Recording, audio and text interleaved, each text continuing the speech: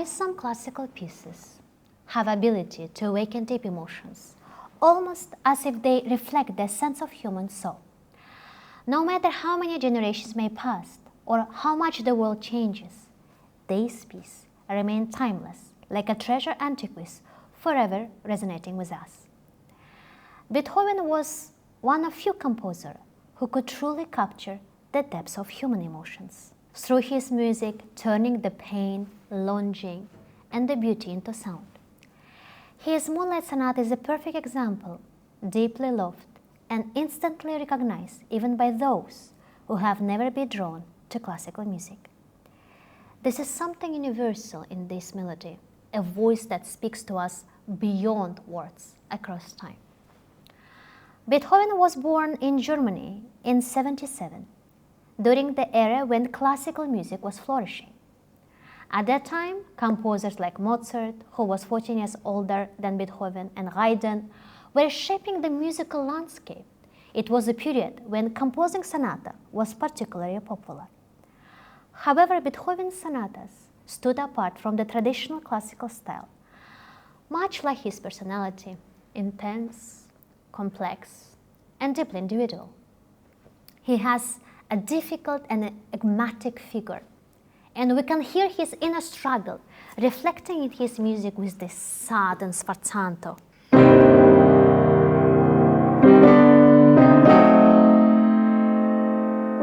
Very dramatic and contrast.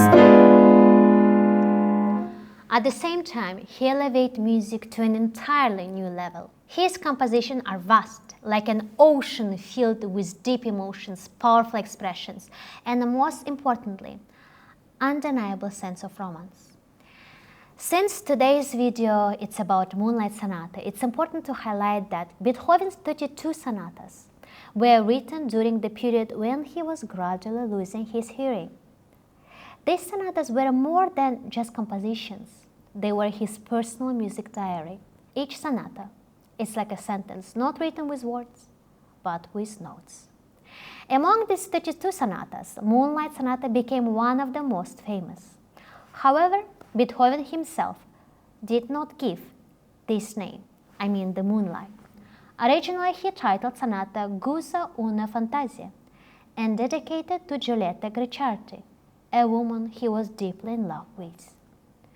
The name Moonlight Sonata was given only after Beethoven's death by the German music critic and poet Ludwig Lechter, who compared the first movement to moonlight reflecting on the Lake Lucerne. Honestly, after reading about Beethoven's life and playing his pieces, I don't think that he would agree with this title. This piece was dedicated to a woman he loved, but sadly, their love was never fulfilled. For me, this piece portrays the burial of love, the pain of lost romance, and the profound loneliness of the genius. In the first movement, repeating triples note from me flew like gentle waves, creating a sense of movements that feels both calming and melancholic, like this.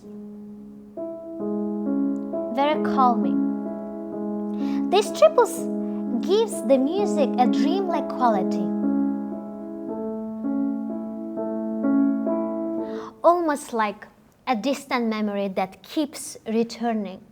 They soften the emotion and making the melody feel intimate and reflective. In the contrast, the left hand is much heavier and more dramatic, which is going to the lower key.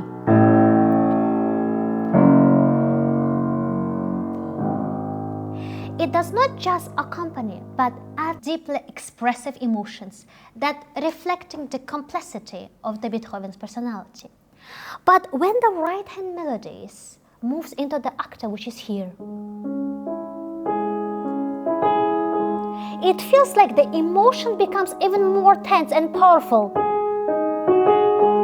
And this is the rhythm, reminds some funeral march, very expressive, deep sorrow, and a farewell. And strangely, after analyzing this moment, the melody reminds me of the movement from Chopin's also sonata, that he called Funeral March. This one.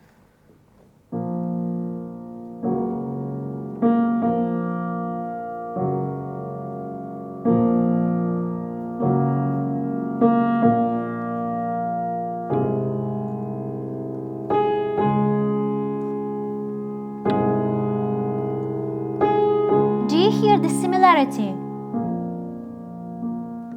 The same rhythm, the same very dramatic sound. I feel like Chopin was very influenced by Beethoven's writing style.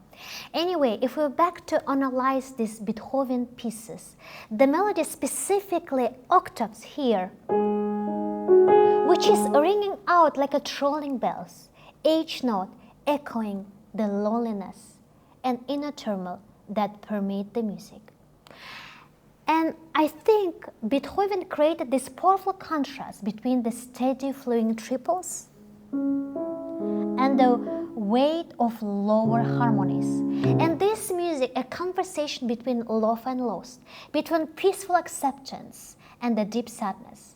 The triples remind us to moving forward, while the left-hand heavy chords bring a sense of fate and the struggles of the human emotion. And perhaps this is precisely these feelings and contrasts that make this melody so beloved, as it resonates with our human emotions.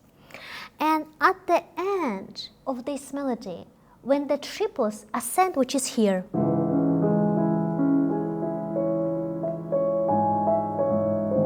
it feels like they resemble a small waves striving to reach something significant. But each time when they near to the target, they seem to melt away. Similarly, the final beat of the left hand echoes the broken heart, stepping the loveliness and the pain. At the same time, look at this is the balance. And broken chord of the left hand, and the right hand, which is trying to grow and melting.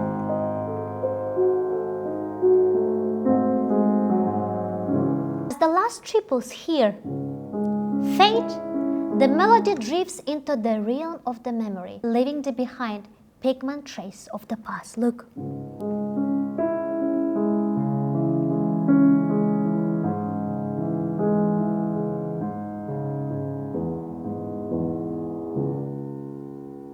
Interestingly, when you listen to all of these three movements, you can hear a unified story. The first movement describes past and tells a tale of lost love filled with the deep sorrow.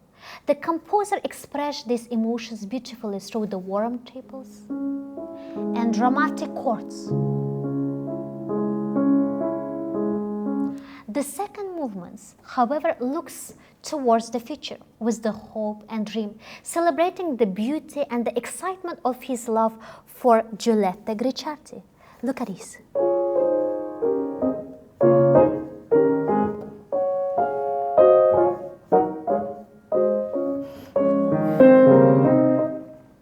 But the third movement reflects the present and his angry struggle and his refusal to accept the reality.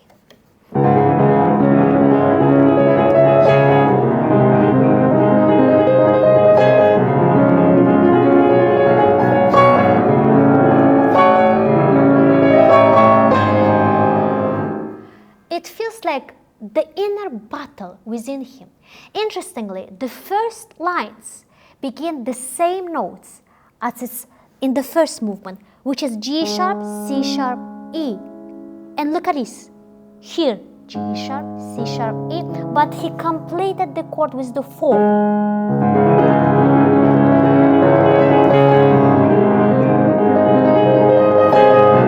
So basically, he's creating a strong connection between the first movement and the third. Also, in the third movement, the last line, he ends with the romantic conclusion, may even again have inspired the Chopin.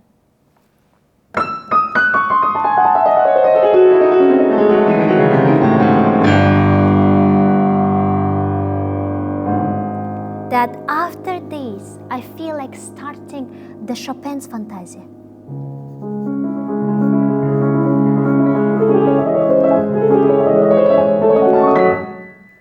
There is so similarity here. For me, Beethoven seems to open a new style of romanticism with his 32 sonatas. It feels like he left behind ideas that will later appear in the 19th centuries, the era of Chopin, Liszt, Schumann, and the other composers. For me, performing this sonata is experiencing a deeply personal Beethoven's experience. Every note resonates with the passion and love that Beethoven conveys so vividly. So now, after sharing my personal reflection on this piece, I would like to perform this beautiful first movement, a timeless gift from the genius composer to all of us.